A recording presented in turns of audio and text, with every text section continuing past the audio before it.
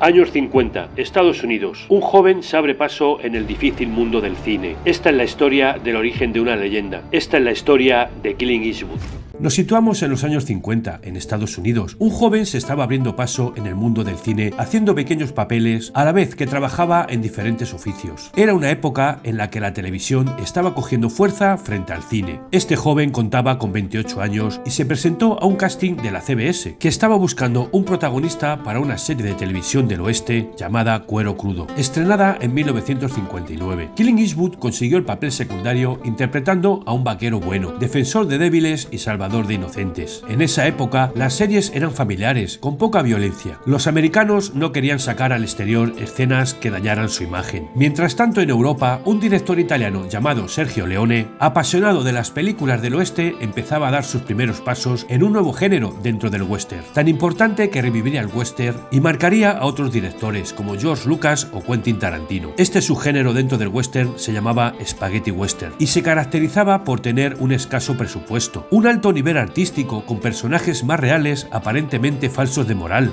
de duro carácter y con altas dosis de violencia, siendo su temática básica la moral, lo bueno y lo malo. A finales de 1963, Leone tenía planeado realizar un western hispano-italiano. Buscaba una cara conocida para el proyecto, ofreciendo el papel a varios actores como Henry Fonda o Charles Bronson, pero todos lo rechazaron. Al final se lo propusieron a Eastwood. Pensaban que podía interpretar a un vaquero de manera convincente. Clint ya estaba aburrido de interpretar al mismo personaje en la serie Cuero Crudo durante 6 años y aceptó el papel. Además, su contrato en la serie le impedía aceptar películas, pero no extranjeras. Eastwood pensó que aunque la película fuera un fracaso, por lo menos viajaría gratis a un país exótico. Haciendo caso omiso de su representante, que le aconsejó que no se metiera en esa producción, aceptó un contrato de $15.000 y 11 semanas de trabajo en España. Empezaba el inicio del rodaje de una película llamada Por un puñado de dólares. El siguiente paso era crear el personaje que daría vida a Eastwood en la película El hombre sin nombre, y para empezar tenía que transformar el personaje de vaquero pulcro y amable que estaba realizando en la serie Cuero Crudo a un pistolero solitario y enigmático. Y en esta ocasión fue el personaje quien se adaptó a la personalidad de Eastwood más que a la inversa. En la vida real, el actor era un hombre de pocas palabras, sereno, con carácter y que a veces recordaba a un felino. En más de una ocasión, Leone comentó que Eastwood siempre tenía sueño, justamente como un gato, y en los descansos aprovechaba para dormirse en el interior de un coche. Cuando no había que rodar, Eastwood desaparecía. Era tan misterioso como su propio personaje. Le gustaba estar solo, no se relacionaba con sus compañeros y jamás salía, pero a la hora de trabajar no protestaba por nada, era muy disciplinado y observaba muy atento todos los detalles del rodaje, intentando aprender cómo se realizaba una película, algo que sin duda le ayudaría en el futuro. Colaboró bastante en dar forma al personaje, incluso eligió personalmente el vestuario, que debido al bajo presupuesto, el sombrero, las botas y los vaqueros los aportó el propio actor, además de 2 artículos que más definían al personaje, el poncho y los puros. El poncho lo compró en España, nunca tuvo un duplicado de él, y lo usaría en varias películas sin ni siquiera darle un lavado, para dar más realismo a las escenas. Los puros tan característicos los compró en una tienda de Beverly Hills. El actor no fumaba y de hecho le repugnaba el tabaco, pero creía que el sabor amargo del tabaco le ayudaría a lograr ese gesto característico de ceño fruncido, y tener los ojos siempre casi cerrados no era difícil, simplemente era una reacción natural al sol de Almería. El hombre sin nombre era poco hablador, de influencias mestizas en el vestir, con un carácter frío y un pasado desconocido al que únicamente le mueve el interés por el dinero. Un cazarrecompensas del que nadie sabe nada, sin pasado, sin ideales, descreído y con un brillo en los ojos a los que nada les sorprende. El rodaje de Por un puñado de dólares comenzó en 1962 y originalmente se iba a llamar El magnífico extraño, aunque se cambió 3 días antes del estreno. De hecho, nadie informó a Eastwood del cambio del título y no se enteró hasta 3 semanas después del estreno en una entrevista. El título era bastante apropiado, no era casualidad. Sergio Leone lo decidió en referencia al poco presupuesto que tenía para el proyecto y las continuas peleas que tuvo entre las distintas productoras, que discutían literalmente por un puñado de dólares. La historia nos cuenta cómo a un abandonado pueblo fronterizo llega un pistolero que, viendo la rivalidad de las 2 familias más poderosas del lugar, Warner comienza a sacar provecho de la situación. Por un puñado de dólares tuvo un presupuesto de $200.000, mucho menos que los típicos westerns de Hollywood de la época, como Río Bravo, que costó $2 millones, o la superproducción La Conquista del Oeste, alcanzando $15 millones.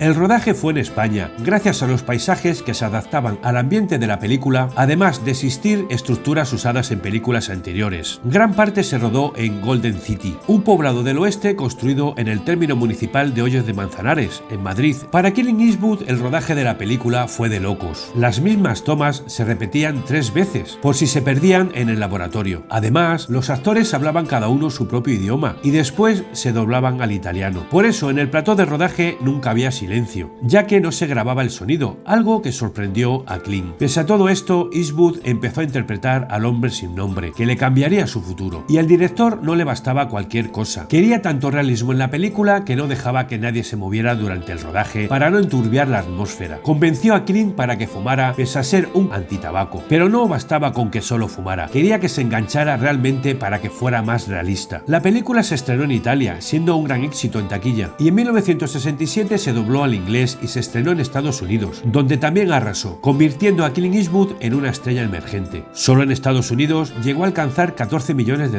y fue el primer western italiano que se estrenó en ese país. De vuelta a Estados Unidos, Clint seguía sin recibir ofertas de Hollywood, como si nada hubiera pasado. Se había reincorporado a la serie Cuero Crudo y seguía con la prohibición de realizar otros proyectos en el país. Medio año después de realizar Por un puñado de dólares y debido al gran éxito, la productora empezó con los trámites para volver a contratar Eastwood en una segunda película. El actor aceptó y obtuvo una notable mejoría en su salario, subiendo a $50.000. En la primavera de 1965, Eastwood llegó a Roma para comenzar los ensayos y rodar algunas escenas de la nueva película que se llamaría La muerte tenía un precio. El director Sergio Leone mantenía la estética, la atmósfera y a gran parte del equipo en su segunda aventura en España, aunque en esta ocasión Eastwood no estaría solo, ya que compartiría cartel con otro actor de Hollywood, Lee Van Cleef, en el papel del coronel Mortimer. Eastwood vuelve a repetir el personaje, con el nombre del Manco, y se podría decir que es el mismo personaje que interpretó en la película anterior. Una nueva aventura del hombre sin nombre, pero sin saber si fue antes o después que la anterior película. El Manco es un cazarrecompensas que no rehúye el enfrentamiento cara a cara con los hombres a los que él persigue, y que normalmente esconde su mano derecha debajo de un poncho hasta el momento de disparar. El Manco es rápido, impulsivo y avaricioso. Poniendo la atención en un malvado forajido llamado el Indio, es entonces cuando se cruza en su camino el coronel Mortimer. En un principio, las localizaciones para grabar la película iban a ser cerca de Madrid, pero el clima era muy inestable y resultaba imprescindible rodar con buen tiempo. Por esta razón se decidió por Almería, más concretamente en Tabernas, un lugar muy interesante desde el punto de vista geológico. Todo era a más en esta película. Más presupuesto, $600.000, una historia con más matices, más personajes, y los resultados fueron mejores que la película anterior, aunque no era una secuela. Clint Eastwood apareció con el mismo sombrero, el mismo poncho y también con sus característicos cigarrillos. Con esta segunda película, el actor empieza a fomentar su fama de tipo duro con el personaje del Manco y será una seña de identidad en sus futuros trabajos. La película se convirtió en la más taquillera en Italia y España, y no fue a menos en Estados Unidos, aunque la crítica la tacharía de sangrienta, violenta y falta de diálogo. Consiguiendo una recaudación total de $15 millones,